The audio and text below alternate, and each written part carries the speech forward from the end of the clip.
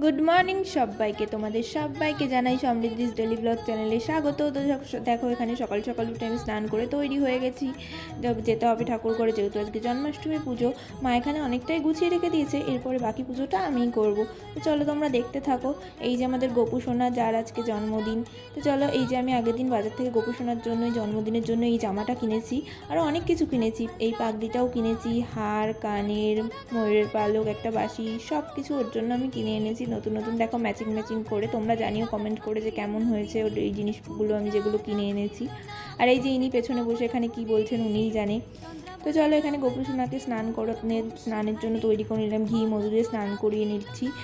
এখানে পুজোটা আমি একা একাই করি, গোপু সোনার পুজোটা আমি একা একাই করি। মা শুধু ভোগ বানাতে হেল্প করে দেয়, আমি তো শক্ত পারি না, মা আর আমি মিলে দুজনে মিলে পুজোটা করি।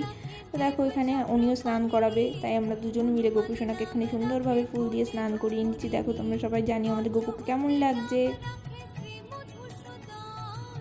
এই যে আমাদের গোপাল সোনা স্নানের পরে দেখো কি সুন্দর লাগছে।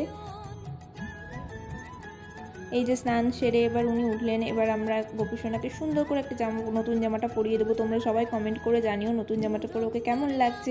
এবার আমি একটুকু সাজিয়ে দেবো, তেমন কিছু তো সাজাতে পারি না, যেটুকু পারি সেটুকুই, সেভাবেই আমি একটু সাজিয়ে দেবো। তোমরা জানিও ওর সাজটা কেমন হয়েছে। এরপর গোপু সোনাকে আমি হার, কানের চুড়ি যেগুলো কিনে এনেছিলাম সেগুলো পরে সুন্দরভাবে সাজিয়ে দেবো। তোমরা দেখতে থাকো বন্ধুরা।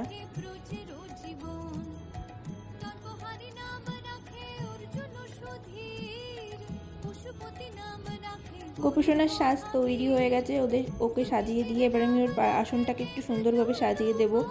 তো দেখো তোমরা, ওর আসনটাকে আমি সুন্দরভাবে সাজিয়ে দিয়েছি, তোমরা বলো কেমন লাগছে।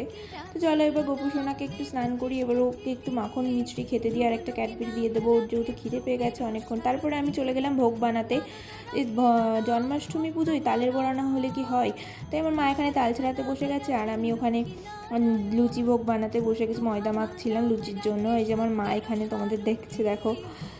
তারপর এখানে আমার মা তালের বড়া বানিয়ে তারপরে আমি এগুলো সব তৈরি করে নিয়েছি, এবার আমি এগুলো ভোগটা বানাবো, দেখো তোমরা।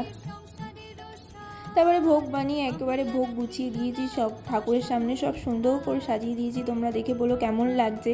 এখানে গোপাল সোনাকে আমি এখন পুজো করব, আমি আরতি করব, আমি পুজো করব। তোমরা দেখতে থাকো বন্ধুরা, আর কমেন্ট করে জানিও আমার গোপাল সোনাকে কেমন লাগছে। চলো আমি এখানে গোপাল সোনার আরতি করে নিচ্ছি।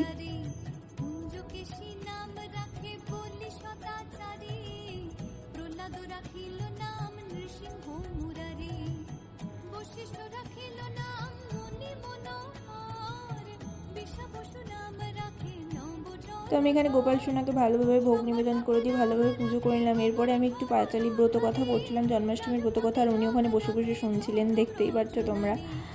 তো চলো, এই যে আমাদের গোপালের পুজো শেষে এবার গোপাল সোনা একটু বিশ্রাম নেবে, আমরা একটু বাইরে বেরিয়ে দাঁড়াবো। তারপরে আমি ঘরে চলে আসলাম, এই যে প্রসাদ নিয়ে, দেখো তালের বড়া, লুচি, সুজি, মিষ্টি, এখানে অনেক ধরনের প্রসাদ আছে। তো আজকের ভিডিওটা এই পর্যন্তই। তোমরা সবাই জানিও যে আমার এই ছোট্ট জন্মাষ্টমী ব্লগটা তোমাদের কেমন লাগলো। ভালো লাগলে একটি লাইক, কমেন্ট, শেয়ার করে দিও, চ্যানেলটাকে সাবস্ক্রাইব করে দিও। যারা যারা ফেসবুক থেকে ভিডিওটা দেখছো তারা পেজটাকে ফলো করে দিও। তো দেখা হচ্ছে পরের একটি ভিডিও, ততক্ষণের জন্য ভালো থেকো, টাটা, বাই।